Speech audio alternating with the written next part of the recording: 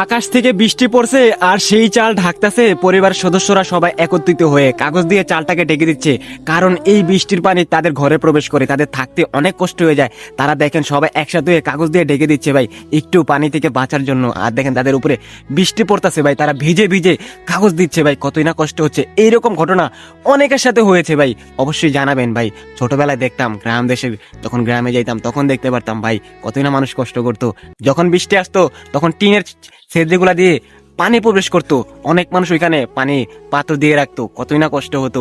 ও ভাই আজকে অনেকদিন পরে এরকম একটা ঘটনা দেখতে পেলাম, তাদের এই কাহিনীটা দেখে একটু খারাপ লাগলো ভাই। সত্যি ভাইদের জন্য আমি দোয়া করি, তাদের এই যে অবস্থাটা যেন একসময় ভালো হয়ে যায়, তাদের জন্য একটু বেশি বেশি দোয়া করবেন ভাই।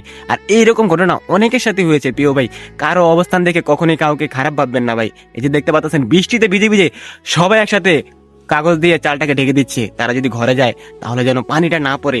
কতই না কষ্ট করতো তারা, অনেকদিন এইভাবে চলছিল।